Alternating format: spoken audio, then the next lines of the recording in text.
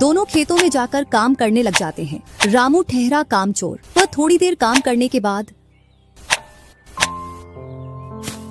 एक पेड़ की छांव में जाकर लेट जाता है। इधर राजू को सुबह से शाम हो जाती है और वह आधा खेत खोद देता है।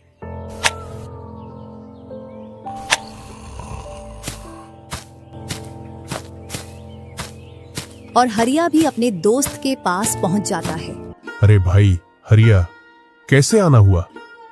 तुझसे मिलने की इच्छा हुई तो मिलने आ गया।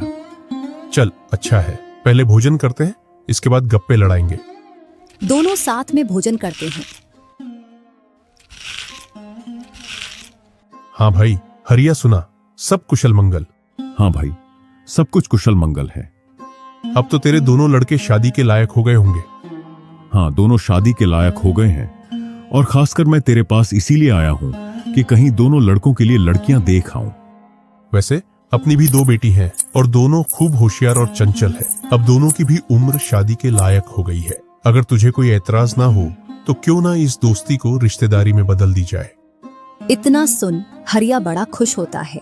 जब वह दोनों लड़कियों को देखता है तो दोनों बहुत ही सुंदर थीं।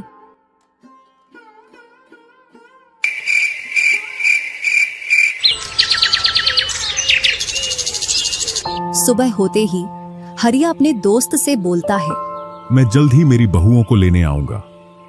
इतना बोलकर हरिया अपने गांव की ओर चल देता है। इधर रामू और राजू भी अपने खेतों पर काम करने के लिए आ जाते हैं और रामू पेड़ की छांव में जाकर सो जाता है।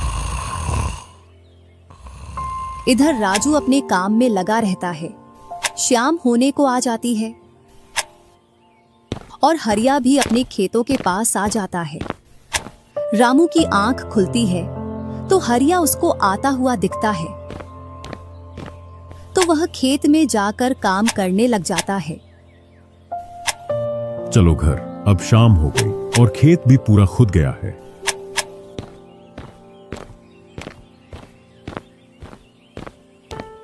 तीनों साथ में घर पहुंच जाते हैं। हरिया अपनी पत्नी और दोनों लड़कों को बताता है कि वह इन दोनों की सगाई पक्की कराया हूं।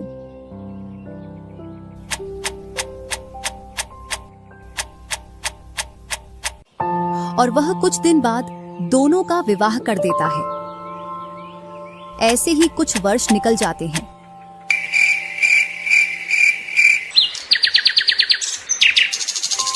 हरिया और उसकी पत्नी का स्वर्गवास हो जाता है और दोनों भाई जमीन और घर का बंटवारा कर लेते हैं। रामू अपने आलसी पने की वजह से खेतों में काम करने नहीं जाता और दिन भर घर में ही पड़ा रहता। इधर राजू अपने खेतों में दिन रात मेहनत करता है, जिससे रामू और राजू की फसलों में अंतर स्पष्ट दिखाई देता है। एक दिन रामू राजू से बोलता है, तूने अच्छा खेत रख लिया और मुझे यह खराब खेत दे दिया, जिससे तेरी फसल अच्छी हो रही है और मेरी फसल कमजोर। कोई ना, अगली फसल पर खेत बदल लेंगे।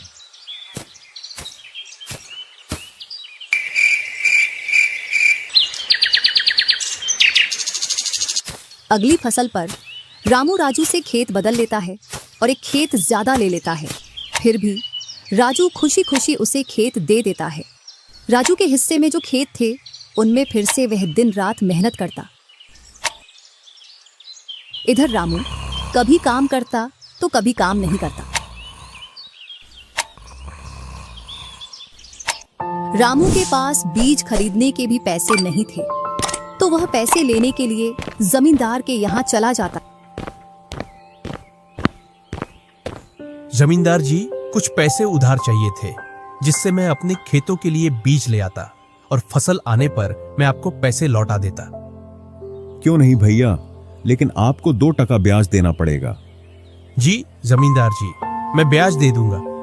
जमींदार रामू को पैसे दे देता है और रामू उनसे कुछ बीज लाकर अपने खेतों में बो देता है। इधर राजू अपनी फसल की रोज देखभाल करता और रामू बोकर आया उसके बाद से अपनी फसलों को देखने के लिए भी नहीं गया। वहीं अपने घर में पड़ा रहता और दिन रात सोता रहता।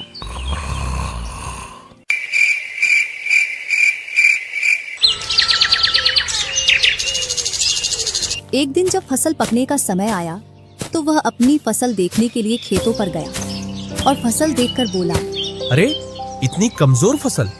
मैंने खेत बदल लिया, फिर भी लगता है मेरी ही किस्मत खराब है। जो भी जमीन में लेता हूँ उसमें अच्छी फसल होती ही नहीं है। ऐसे कहते हुए वह अपने घर आ जाता है और अपनी पत्नी से बोलता है, राजू की फसल तो अच्छी है, बस हमारी फसल ही कमजोर है। ऐसा कैसे हो सकता है? ऐसा तो होगा ही।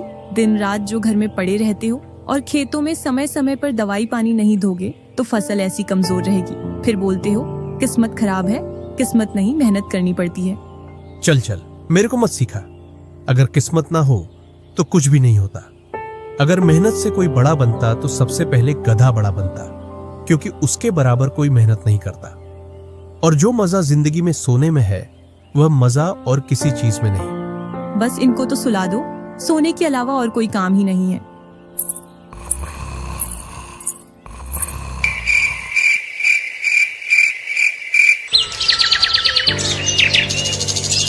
कुछ दिनों बाद जब फसल निकली तो राजू की फसल रामू से दोगुनी निकली, जबकि उसकी जमीन रामू से कम थी। रामू फसल को देखकर बोलता है, इस फसल को बेच कर आऊं या खाने के लिए रखूं? इधर जमींदार जी को भी पैसे देने हैं। अब इतनी सी फसल से कैसे काम चलेगा पता नहीं।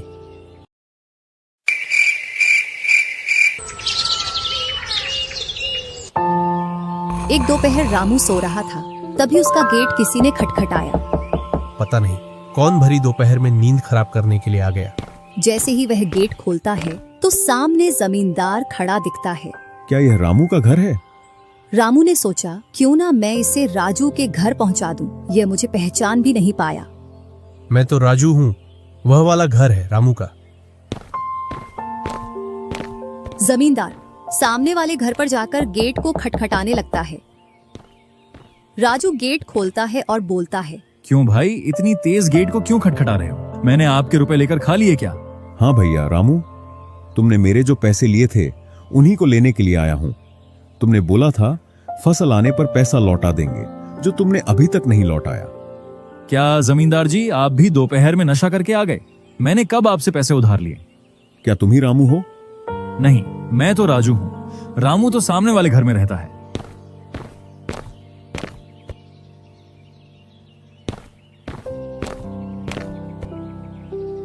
भरी दोपहरी में जमींदार का सर चकरा जाता है और वह अपने घर चला आता है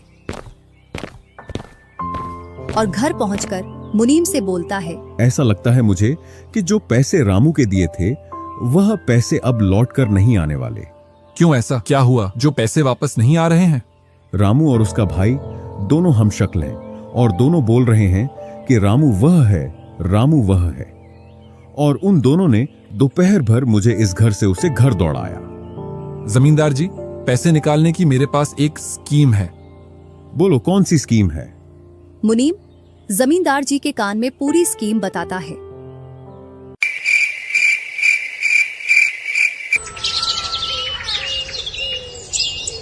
दूसरी सुबह जमींदार, मुनीम और दो आदमी जिनके हाथ में लाठी थी, चारों लोग रामू के घर की ओर चलते हैं।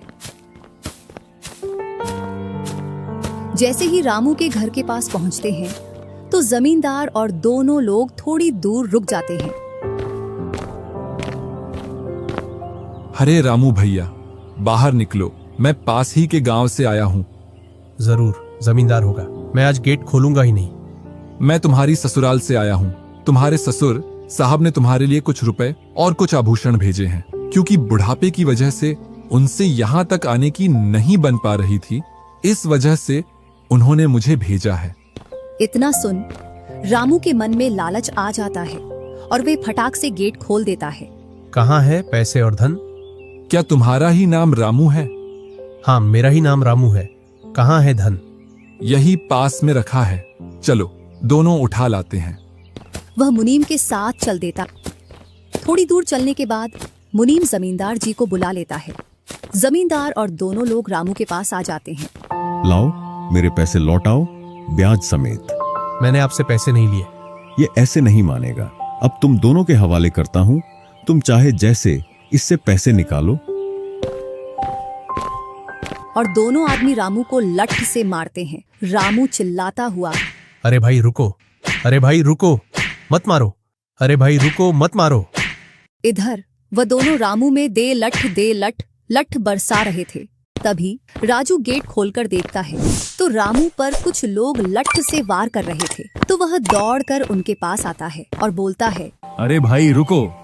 इस रामू ने आज से 5 महीने पहले मुझसे पैसे लिए थे। जब लौटाने की बारी आई तो बहाने कर रहा था। कितने पैसे हैं? 2000। रुको, मैं लाता हूं।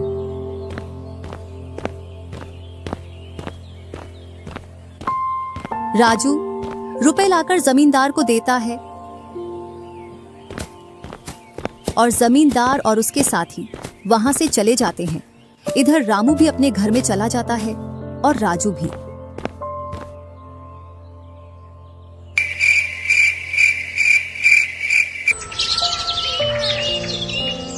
कुछ दिनों बाद दोनों भाई अपना अपना खेत खोदने के लिए खेतों पर पहुंच जाते हैं। इधर खेत खोदते खोदते राजू दौड़ते हुए रामू के पास आता है और बोलता है, देखो मुझे खेत में क्या मिला है।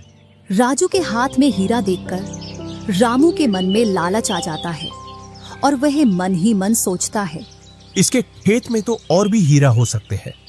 क्यों ना मैं इसको मेरा वाला खेत दे दूं और इसका खेत में रख लूं, जिससे मेरे पास भी बहुत सारे हीरे हो जाएंगे। मैं क्या बोल रहा था, क्यों ना तू मेरे वाले खेत पर फसल कर ले और मैं तेरे वाले पर। इतने दिनों से तू कम जगह पर कर रहा था। और रामू राजू वाले हिस्से को खोदने लग जाता है।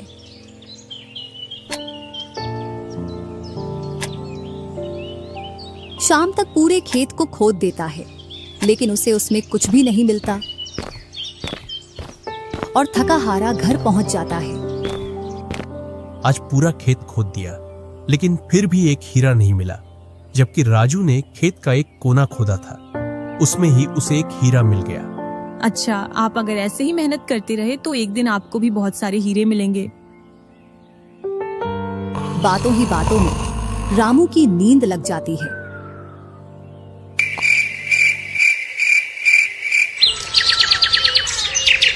और जब सुबह होती है तब वह बोलता है, आज जैसी नींद मुझे कभी नहीं आई।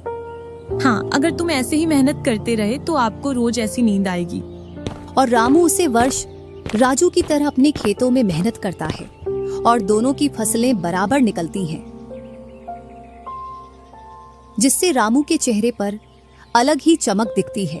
एक दिन चारों लोग साथ में बैठकर खाना खा रहे थे। क्या सच में उस दिन खेत में से हीरा निकला था? हाँ भैया, निकला था ना। जो आज आपके घर में उसकी वजह से कई सारे हीरे रखे हैं। इतने में ही रामू की पत्नी बोलती है, वह तो नकली था, आपसे काम करवाने के लिए।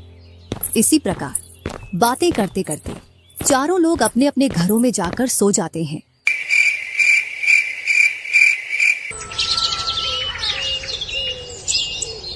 सुबह होते ही तुम दोनों को राजा साहब ने राजमहल बुलाया है। वह दोनों भाई सेनापति के साथ चल देते हैं। अब पता नहीं कौन सी आपदा आ गई। कुछ नहीं, कुछ अच्छा काम होगा, तभी तो हमें बुलाया है। दोनों राजा के पास पहुंच जाते हैं।